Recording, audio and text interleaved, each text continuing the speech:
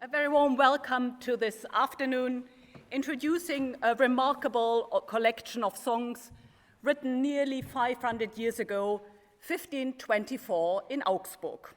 We actually have somebody from Augsburg in the audience tonight, so a special welcome. These were songs intended for performance at the court of Emperor Maximilian, who had assembled artists and scholars from all around Europe. And these artists could hope for a discerning, well-educated audience who would appreciate the newest fashion in music making, the intricacies of rhyme and sound, very much as we hope you'll appreciate tonight's concert. And to help you appreciate it fully, this pre-concert talk is meant as an introduction to give you some cultural background for the time and space and enable you to listen out later in the concert for punchlines, remarkable phrasing, and intricacies in the setting. My name is Henrike Lähnemann. I'm professor of medieval German literature and linguistics here at the university and a fellow of St. Edmund Hall. And I've been advising on the text transcription and providing the translations, which you have in the white handout for tonight. I will start off with some historical context, then David Hatcher will give some insight into the musical side of things. He edited the manuscript, founded the ensemble, and brought the music back to life with the help of the other players who are here in the audience, including St. Edmund Hall alumna Claire Horacek, and obviously with the help of James Gilchrist, who gave voice for the first time after 500 years to these songs who hadn't been heard for half a millennium. He will provide his perspective as on the challenges of singing these pre-modern texts and songs. After these introductory remarks, we are then going through the program to highlight separate phrases.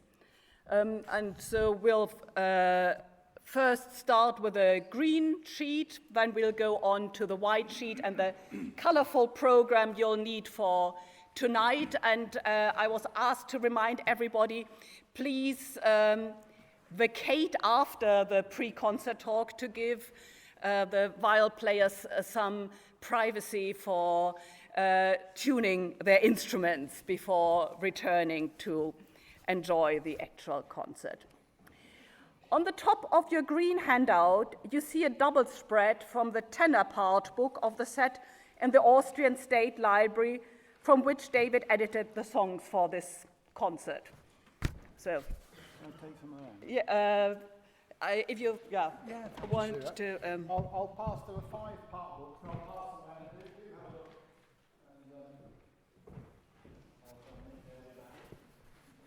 and yeah. The tenor part book I mentioned because it contains the set of words for the songs, since that was the voice part. And these texts might look like pop music with run-of-the-mill lyrics. In German, the expression for poems like that is Herz-Schmerz-Reime, because that's the most frequent heart and pain rhyming with each other, and one of the songs on the CD actually starts Unsäglich Schmerz empfindt mein Herz versehrt an allen Enden. But in fact, it's not as easy as that. These are cutting-edge text-musical combinations, so kind of Gesamtkunstwerke much before Wagner.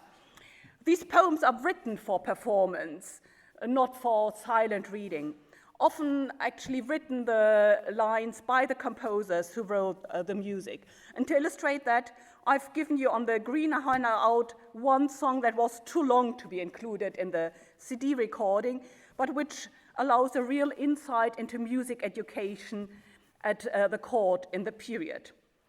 Ludwig Senfel, court composer at the court of Maximilian, describes in Lust hab ich gehabt zur Musika, how he learned his trade starting with scales. You see them running up on the page.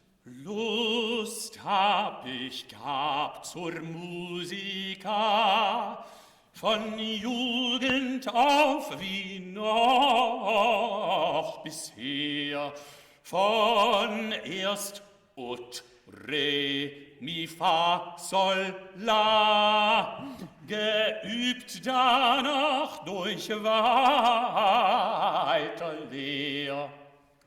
This is how it all should start, with Lust, passion, combined with Übung, training. This leads to Erst Anfang, which actually is the condenser to the tune which stretches over a couple of lines. From intuitively singing, as one should, from passively understanding song, the boy chorister that Ludwig Senfel was started asking questions to fully be able to analyze what he had been intuitively singing. We have, I think, a few former choral boy choristers here in the audience, and they will understand how this really comes through practice. So I'll read you the second stanza. Und bald ich das ergriffen hätt, dass ich kund von mir selber woll den Gesang verstehen, danach ich tät mehr fragen, wie dann einer soll, dem soll ich's liebt, und sich selbst übt, dass er lang den rechten Grund, ob mich dazu spart und auch froh zedienen woll, wie ich nur kund. The full song has 12 stanzas. I've given you only the first 3, highlighting the initials. Anybody can guess the initial for the 4th stanza? W, exactly. It's of course W, and the song spells out the full name of the composer, Ludwig Senfel. This is his calling card, demonstrating the act that he is about to both write poetry and music, and name-dropping his teacher on the way. So it really is a early modern kind of his B.A. Oxon behind it by mentioning this. The next step of learning music was in fact copying out pieces written by this teacher, the Dutchman Henrike Isaac, by whom you will hear several pieces in the concert. Isaac ist praised, wie sein Komposits so fein und klar hat gesetzt, dazu auch mit Mensur geziert, freely arranged tunes, rhythmically embellished, very singable as well as artful. A description which can well be applied to the whole program we will be hearing today. I cannot take you through all the stages of this education in music, but what I wanted to show was how here the composer is a singer-songwriter who not simply picks up any random piece of text, but uses the art form with wit and a keen understanding of the possibilities of the genres. Maximilian's court was an international meeting point. One of the most colorful depictions of this culture comes precisely in a black and white medium, and I've put 3 descriptions of musical ensembles from the triumphal entry of Maximilian on the backside of your handout. This is not the image of an actual procession. The whole affair is led by a naked boy riding on a griffin.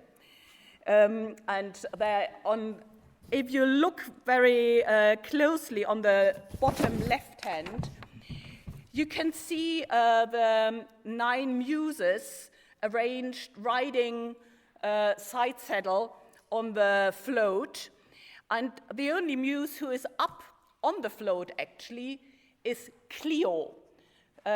Anybody knows what Clio is muse for?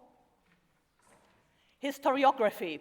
So she's making notes while the musicians are riding along to memorialize Maximilian for posterity. And the whole triumph is actually, the music is part of a synesthetic ensemble of sound, visual art, and music.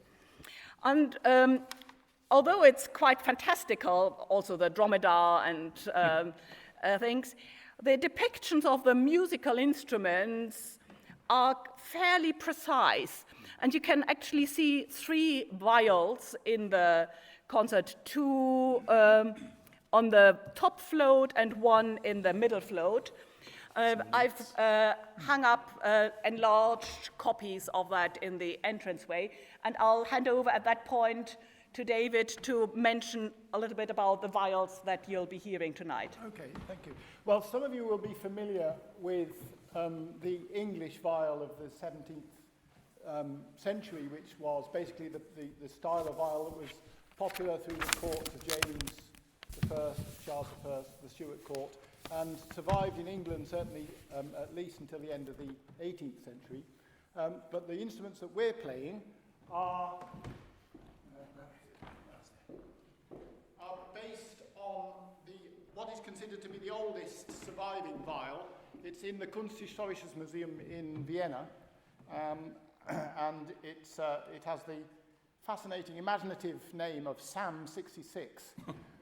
They do this to instruments that, in museums, but it's by the Venetian maker Francesco Linarolo, from whom we take our name, the Linarol Consort. And it's a fascinating cul-de-sac, really, of viol construction, in that no need to go into too much detail, but basically what we refer to as the modern viol, the Jacobean viol, is very similar to the violin in construction, in that it has it starts with a thick front plate, which is bent. In England, it was bent longitudinally in this way slightly. I'm slightly hesitating because in the audience there's a very, very fine viol maker who knows all about this far more than I do. But the Linarol model, and then that thick plate is also carved into an arch. You need the arch, of course, to be able to play one string at a time, and for the instrument to support the down bearing of the strings, which is on a later viol quite considerable. Linarol approached the problem in a different way, in that beneath here there are 2 cross struts shaped into an arch. So the front of the belly is the thinness of a lute. It's a very similar construction to a lute, except that it's then bent in this plane only. There's no curve in this plane, because I think it would be quite difficult to bend wood in 2 directions at once. And there's no carving of the arching of the instrument at all. So it's quite a different construction. One of the other major differences is that the Jacobean viol and the violins have sound posts, a piece of dowel just near to the treble side of the bridge foot, which sort of acts as a fulcrum between and transmits vibrations to the back of the instrument, all sorts of effects that the sound post has. These instruments didn't have a sound post. There are no, of course it's difficult to prove a negative, but there are no signs of there having been a sound post put in the Linarol at any time on the original. So we're fairly confident that that's its original state. And another big difference between this and later viols is that the belly and the strings are almost parallel, which means the bridge is quite low, so the down bearing, this angle across the bridge, again I'm hesitating because there were some very fine mathematicians present, but the down bearing, which is a result of the tension in the strings and the angle here, is very minimal, whereas with a higher bridge that angle in the strings is much sharper, and so there's a lot more pressure on the bridge, and that makes quite a difference to the sound quality of the instrument. So that's basically the construction. That's the only surviving viol from this maker. But we do know from writers of the period, for example, Ganassi, who was one of the writers of one of the earliest viol tutors in 1542, he describes very clearly different sizes and different tunings of viol. And we know that the Germans, especially in this early stage of the viol's history, were very quick to adopt the große Geigen as a really popular instrument. We know that from household accounts throughout the German lands. Rather quicker than the Italians or the French, probably. So the consort of instruments, we don't really know exactly what instruments were being played in Germany. You'll see that the drawings on the triumphs of Maximilian show quite a different shape. And there are drawings that are probably fantastical and wouldn't work as instruments. And there are some drawings that are, you can see from the period, are probably accurate. But this one has been extrapolated to different sizes. So this one would be what we would these days refer to as a tenor in size, and this would be the bass. So it's just the same construction, just larger, and we have a treble higher than this, which is described in Italian sources, less so in German sources. And in the German lands, it seems that they quite favoured the much bigger bass. You probably don't want to lift that. I can manage, which is that one. But we know they did exist in Italy because Isabella d'Este describes seeing a viol the size of a man. So that's more or less the size of a man. I think that fits. Brilliant. Thank you. James, do you want to comment about your Yes. role in the whole project? I'd be delighted.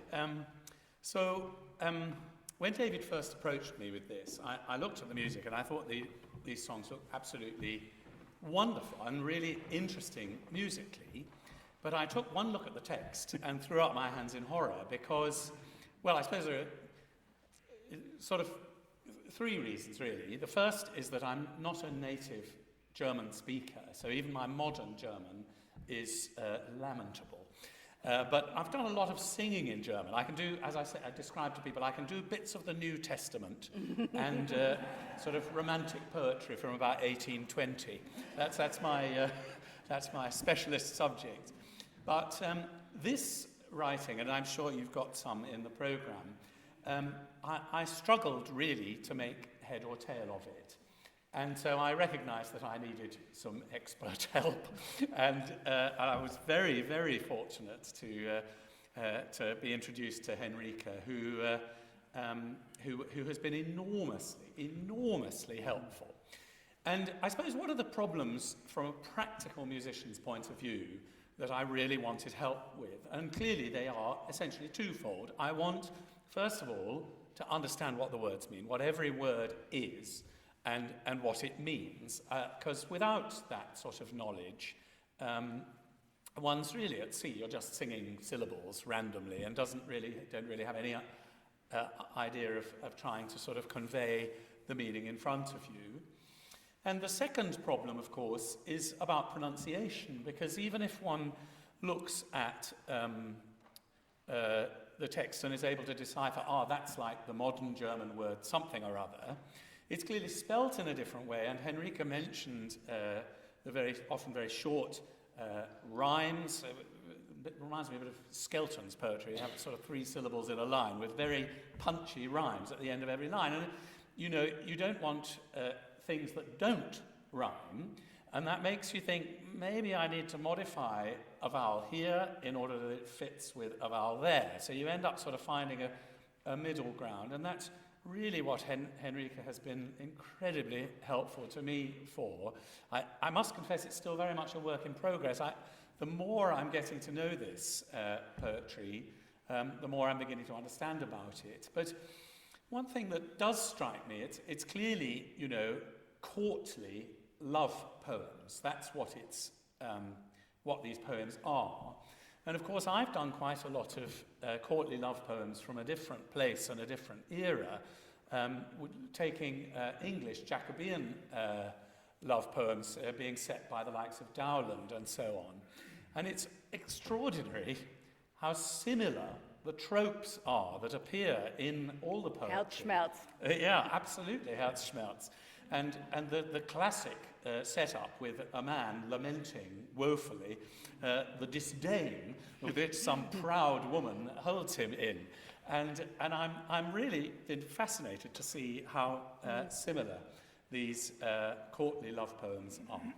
Actually, at the court of Maximilian, you would have heard German of all different forms of dialects, and much more of a kind of, there wasn't a standard German, and going for the rhymes is a good way, but actually the most challenging thing also for me as a professional medievalist is really the phrasing, to put in the punctuation, and I've found only when I had to commit to translating it, I sometimes, I must admit, I changed this afternoon for the handout, the green handout, some of the punctuation to make it clearer, because how the poets play with the enjambments and how things are linked together with rhyme or not. Just one tiny thing before you get into the first song.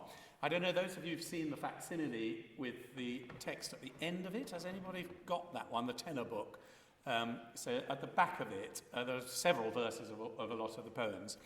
And David was transcribing this early on, and I think you described it as a very strugglesome enterprise, trying to decipher the language. For me, Henrike took one look at it and said, "Oh, it's beautifully clear." Yeah.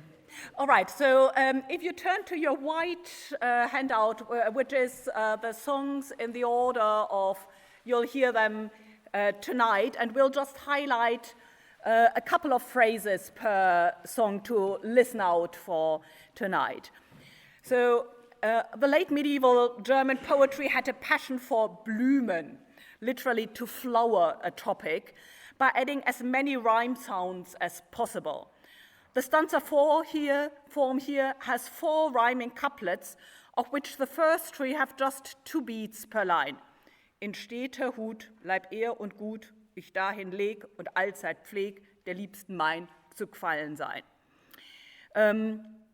The legt for leg is probably a scribal error in the manuscript, so I transcribed it as it's in the manuscript, but since it's one of the unica of the manuscript, we can't really tell.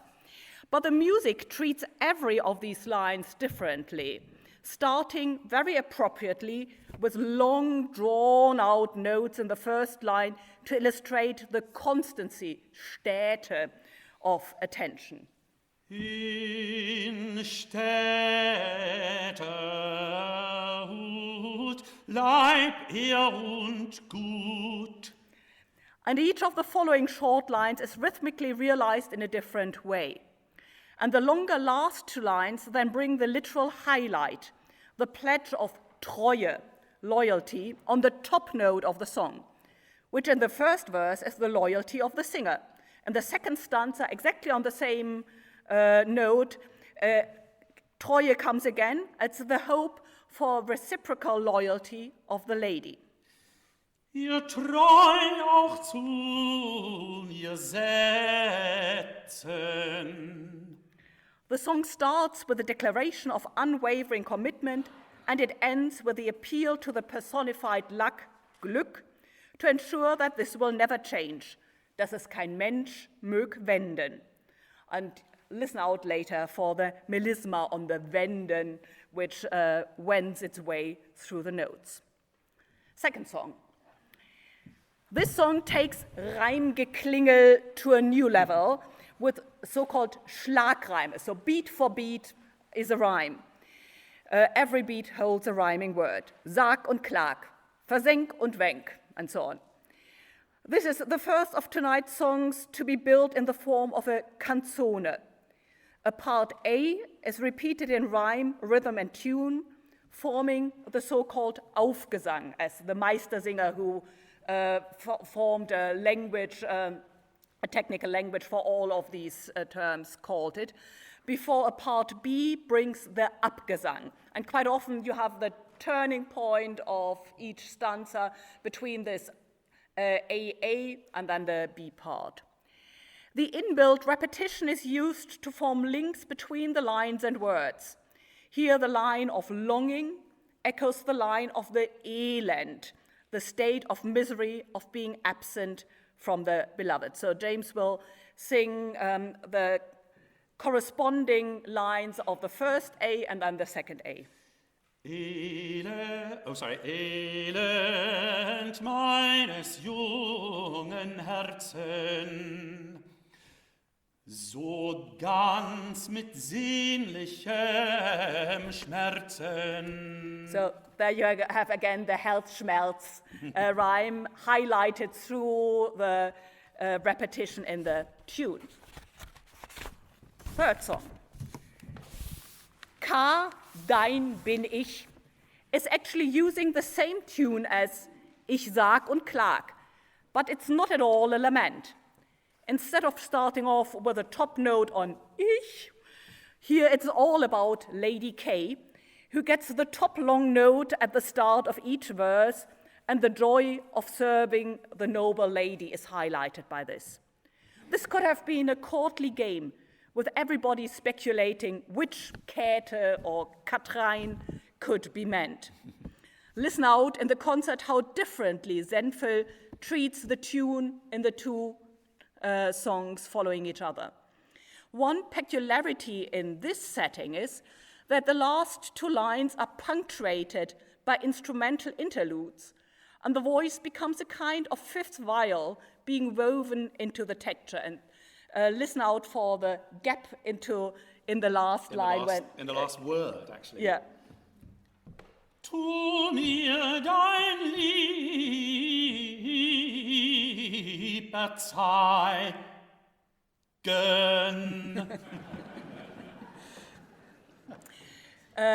Good that you're laughing, because the next song is all about joy.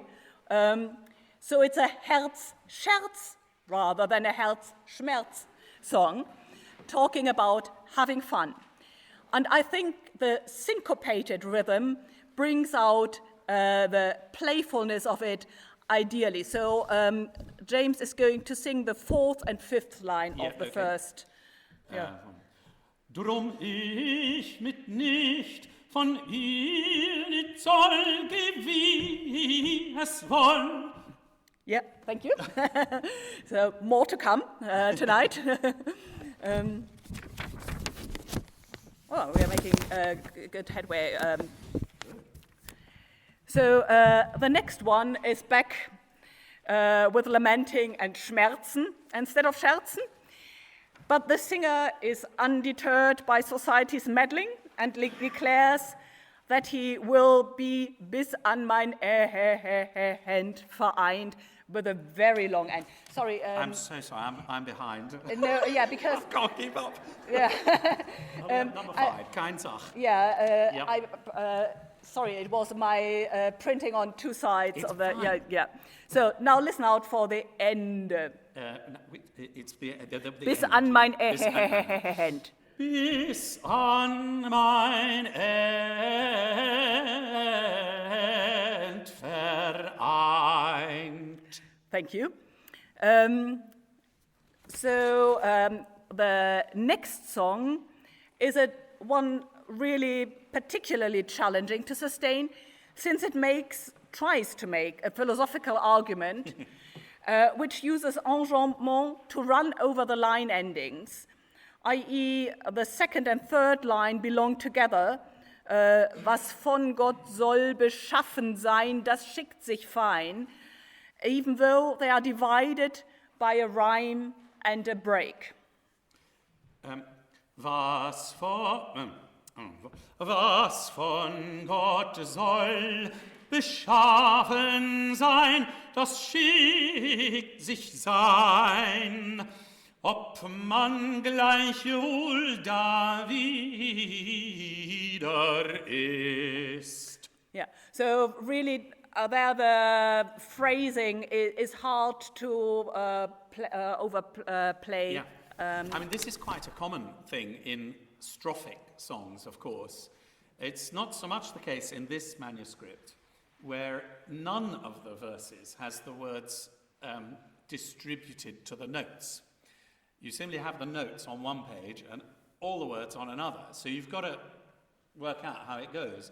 But very often in a strophic setting of a song, you will have the first verse nicely underlaid. So the composer or the printer or whoever it is has indicated where in the music each syllable should go. And very often when you come to subsequent verses, if you just go syllable by syllable, so it's the fourth syllable, so it should go where the fourth syllable was in the previous verse, you end up with stresses in very peculiar places. And indeed, just as you're talking, you get gaps in the middle of words. And so you quite often have to be a little inventive. And it's interesting to talk to an expert here, because my response is to be quite fluid, really, with how one underlays the text of subsequent verses, and simply change how many syllables might go to one, how many notes might go to one syllable in subsequent verses. And I think it's quite, I don't know whether that is the right thing to be doing, or whether I should be more rigorous and sort of allow things like breaks in the middle of the verse, the words, to speak for themselves, either as a joke or to try and kind of make something of it. I'd be interested to know your thoughts on that, but there it is. That's a question for later. Yeah, it probably needs to be decided on a case-by-case basis. I've had the chance to listen into some of the rehearsals, and I would actually play to the audience also, and sometimes overdo in the funny songs the word play, or wallowing in the lament, in the schmelz. Yeah, please, yeah. It's talking as one who transcribes these pieces. You can get very involved in being as accurate as you possibly can, and that's very important in many ways. This is the source that the composer knew, and so it's my responsibility to represent that in modern notation as accurately as I possibly can. But what is alien to that original idea is the fact that there are going to be 100 plus people sitting silently in a room listening to 5 of us perform these pieces. It just really didn't happen at this time. So the very business of performing these songs in a concert to a modern audience requires an adaptation of the music to some extent. And so when we come to actually perform them, one half of my mind is on what was in the original, but the other half of your mind has to forget that and get on with performing something. So there are hints in the manuscript. To those of you who've seen certainly the tenor part book, you'll see in the notation there's quite a frequent use of ligatures where 2 notes are joined together. It's a leftover from an earlier medieval style of notation. One of the current thinkings about what they mean is that possibly you don't put separate 2 syllables on the 2 or 3 notes within a ligature, so the ligature indicates melisma.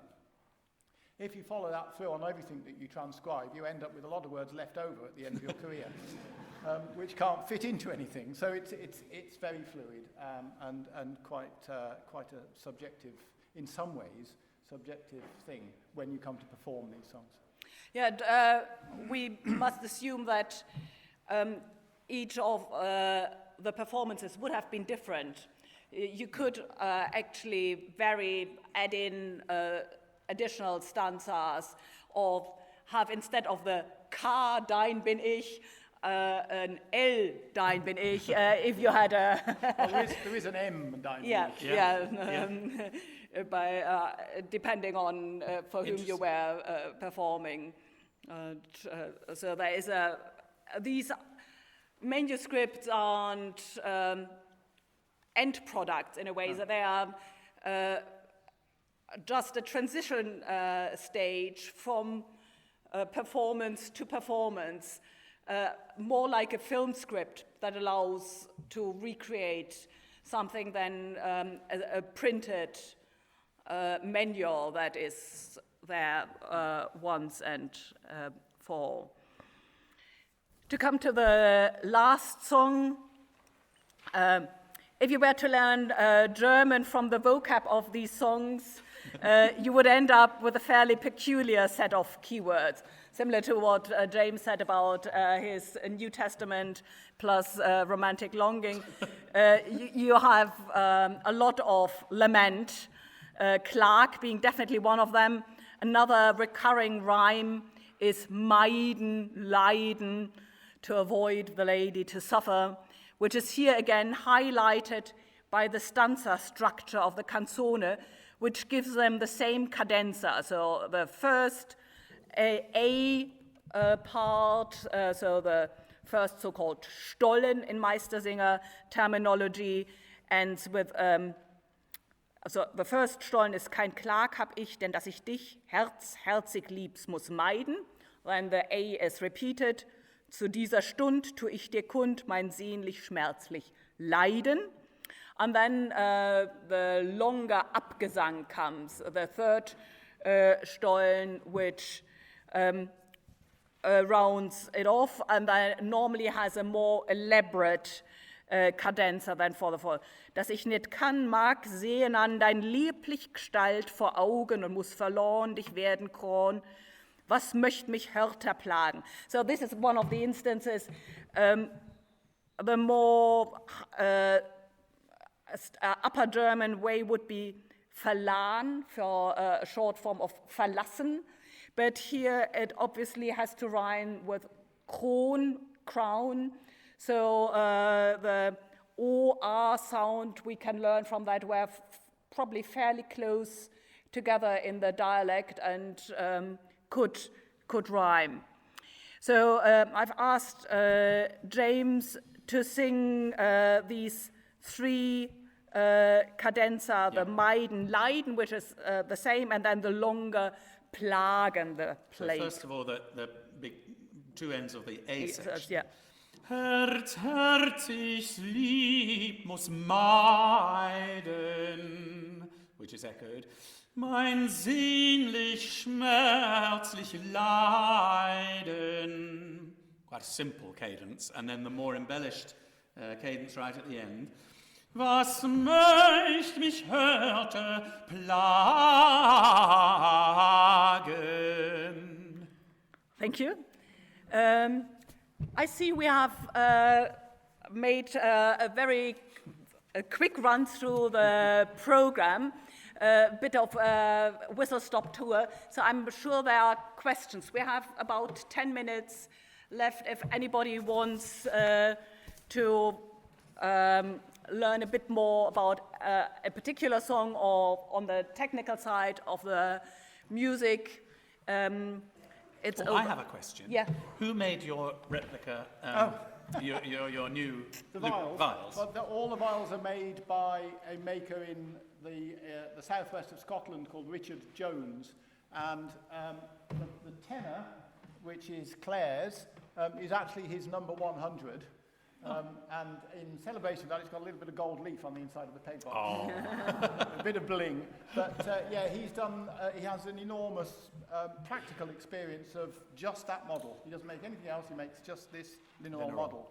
So I think he knows probably quite a lot about it by now. But in the same way that I was just talking about diverting from what is on the page when you perform, Richard is also, he doesn't like to think that he's making every tenor viol as a copy of the original. To start with, the original is slightly twisted, so if you made a copy of it exactly, you wouldn't be able to play it, which wouldn't be very useful. But it's just in very small, and in Richard's judgment, sort of minimally, how can I explain? Not fundamentally changing the spirit of the original instrument. He's made slight adaptations as he's been making them. And he doesn't know exactly what process Linarol used to make the instruments. We can only guess at that. Do you bend the top first and then glue it on, or do you put the arches on, then bend the top over the top? All sorts of questions crop up. And somebody like Richard, who's had years of experience and is now on about 110, he knows a lot about it. Yeah. On ligatures, ligatures in vocal music, we all think it means it has to be a melisma there. But in purely instrumental music, and I'm unsure whether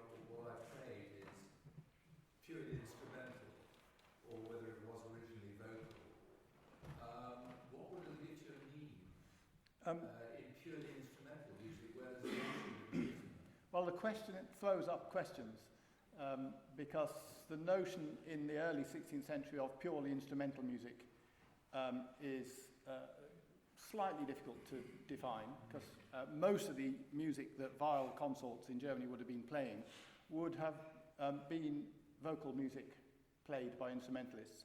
And if it weren't vocal music, it would have been of an idiom that is vocal. So the whole, you don't get right away from that until a little bit later when you have really very distinctly instrumental music. But the ligature question is an interesting one because you'll have the same phrase repeated and the copyist will put a ligature on the first time the phrase comes, then when it's repeated, he might not include the ligature.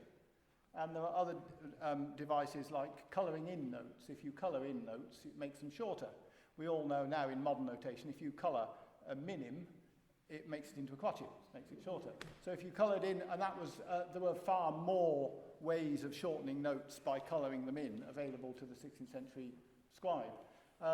But say in the same way, you might get coloration in one iteration of the phrase, and in the second iteration of exactly the same phrase, you don't get the coloration. And it's maybe eye music. It's something that's pleasurable to look at. I haven't come across an explanation from anybody that informs the way you phrase. And just to display my ignorance, do you ever slur things? Yeah, Ortiz was, Diego Ortiz was a writer about the viol in the middle of the 16th century, so one of the early sources. And he described slurring by saying you need not trouble every note with a stroke of the bow. Which is quite a nice way to... It's not that kind, it's an ornament, I think. Right. I have a question, mostly for James, but for all of you, about your remark about giving voice to things that haven't been sung for 500 years and what that feels like as an experience. And to make that a rather more substantial question, I'm also struck by your references to subsequent composers and how they use musicians and how they use words and idioms. So I wondered whether you would like to say anything, because this is a rather vapid question, about the experience of singing this stuff and then singing Monteverdi and Bach and Schubert. Because Schubert uses some, in that last song, Cloud and Leiden. Yeah, you're right. I mean, there are echoes down the centuries, certainly, aren't there, in the poetic forms. And yeah. Were the subsequent artists aware of this school? That's a very good question, and I don't know the answer, really. I suppose they must have been. I mean, there's no sort of beginning and end to anything, is there? It's all just a gradual process. Yeah, when I was preparing the translations for the CD booklet, I was in Freiburg, in Breisgau, and they have the Volksliedarchiv, which is the worldwide largest collection of popular songs through the centuries. And I checked all of the songs for parallel versions. And really only one of them, Die Brünnlein, die da fließen, which isn't included in tonight's program because it requires an additional viol. But that survives in Wenn alle Brünnlein fließen, so muss man trinken. And that will come up, that comes up in the Des Knaben Wunderhorn, the Romantic Song Collection, and then in Zupfgeigenhansel and these song collections. So there is an overlap with popular song culture, which would have carried the kind of phrases through, but not a huge amount. It more or less died with a court culture. Hymn tunes from the period are used as themes to write variations over it. So, for example, Nun bitten wir den Heiligen Geist, which starts slightly similar to In Stetter Hut, Leib, Ehr und Gut. So, or I think another one that comes up is in Gottes Namen fahren Namen wir, fahren wir, yeah, yeah. which is again something that then through the song hymn book become a kind of signature object of the German Reformation survived. So people like Bach definitely knew the religious end of the spectrum of the tunes in the collection, but they didn't necessarily know the more courtly end of the spectrum. I suspect that later composers, certainly by the time we get to the 19th century, the early 19th century and the late 18th century probably also, I suspect that not much of the music was known. You see a degradation in the ability to read mensural notation, which is the style of notation that this was normal in the 16th century. So going through into the 17th, late 17th and 18th century, you still see manuscripts that are written apparently in mensural notation, but it becomes rather debased and simplified and streamlined into what was required of the music at the time. So I suspect that not many of the songs of Zenfel in 4 or 5 parts were known by Schubert. I think that's probably true. Yeah. To answer your question, it's an enormous privilege. I mean, golly, what a thing to be able to bring to life a piece of music that's not really heard the light of day for centuries. It's incredible. And of course, I mean, there is the dreaded can of worms that we're beginning to open here. You know, to what extent are we trying to replicate the sound and the style of performance and so on that might have been occurring in, 1520? I mean, I think, I'm not even going to go there. It's a very difficult question, and it's something, we all struggle with all the time, with, I hope, good results. But, it's a fascinating question. I think we can all respond as listeners and players to beautiful music. And despite the fact that a similar group of people in Oxford in 1530 would have had very different attitudes on life and very different fundamental ideas about what living morally involved, they would still, I'm sure, have reacted to similar things. I was listening to something on the radio on the way down, and they were talking about Neolithic man, and it was on Woman's Hour, and it was about attitudes to men and women in Neolithic times. How they can, I don't know whether you heard that, but how they can work that one out, I don't know. But it's sort of, it's humanity, and it goes through the ages to a certain extent. To pick up, I think it's absolutely justified to have a contemporary response to the music and take it in our own time. A student of mine last year did her master dissertation on Annette von Droste-Hülshoff's musical settings based on the Lochamer Liederbuch. Oh, yeah. So that is more or less contemporary, 2 generations earlier. But that is a songbook where only the tune survives. And her brother-in-law, Josef von Lassberg, discovered the manuscript. And she was enormously excited and she did new settings for pianoforte and female voice. And to us, they sound incredibly 19th century, but it was her way of adapting a medieval tune and text that spoke to her, obviously. Interesting. Is it lady with... Yes, I have a question. You talked about, in terms of the play, that one half of your head is thinking about what it would have been like back then and what it's like now. What do you think it would have been like back then?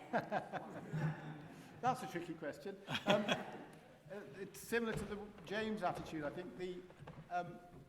my approach is to start with the tools that were available to the musician of the time, as far as we know.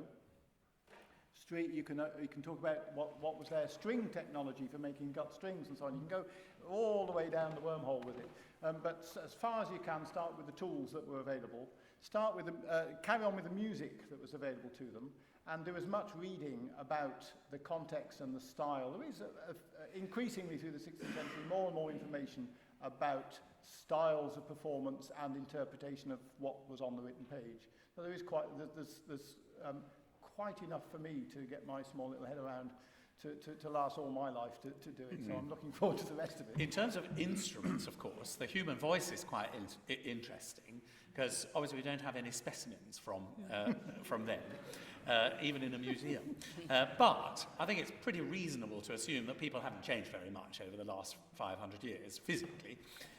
So, you know, to some extent, today we're dealing with authentic instruments, just by getting up in the morning. But it's the, yes, but it's the way then we use those instruments. I knew you'd say that. I'm also wondering whether here we're all sitting in awe and listening very quietly. I hope so. Yeah. Would that have been the case when that sort of stuff? The idea of a public concert, I mean, this is, correct me if I'm wrong, but I think this is the oldest concert room in Europe, purpose-built, anyway. And so the notion of a public concert where strangers came on an equal basis and listened with equality to a group of professional musicians who in Germany were considered barely human. Well, no, I would. Socially. I would. No, but the jobbing musician around were I think their status was pretty low as servants. I think no. I these think are exceptions, this. aren't they? Hofheimer and Yeah. Zenkel and Actually, for this music, the audience like that is quite appropriate. Yes, what would the court have been like? Yeah. I mean, the king would have been court, sitting Yeah, there. and I'm not sure people would have Maximilian sat would have. silently We have quite detailed descriptions of festivities being put on, and what quite detailed orders. And you also have from the cities the Tanzstatuten, which detailed exactly which music was allowed to be played at what occasion. So you would have made really sure that people listened if you were allowed to use the Stadtpfeife for your wedding, then you wanted this to be known and to be listened to. So I think Maximilian assembling the ambassadors from foreign courts and presenting them with the finest music available. There were busking musicians, as there are around here, who wouldn't have had the status. You should. yes. No jobbing musician could even afford a tuning peg. Yes. Well, yes and no. Viols were available to, as far as we can see, quite widely to not the lowest of the low, but to the middle classes. They would have afforded instruments, and they were around. Certainly later on, I mean much later on, by the time you get to the 17th century, Pepys talks about chests of viols in the waiting rooms of doctors for the waiting victims to divert themselves. Interesting. We need to on the to note get of on. waiting rooms, thanks for being a model audience, laughing at the right points, and enjoying the setting. Do come back at 7:30 or shortly before that, and take a look on the way out at the blown up. This I'll also have in the break of the concert. Or the whole triumphal entry for people to look at. And so, see you later. You'll know when to Thank come you, back in Henrike. because the sound of the trumpets.